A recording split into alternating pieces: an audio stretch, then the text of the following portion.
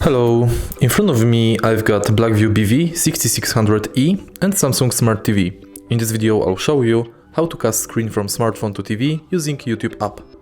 In the beginning, make sure that both devices are connected to same Wi-Fi, and now enter YouTube app.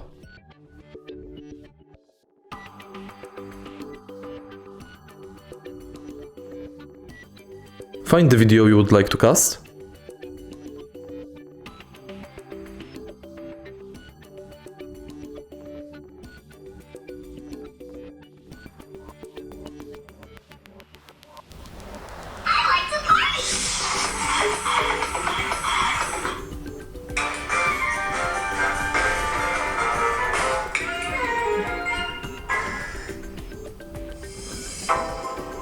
And now tap this button at the top of the screen. Select your TV.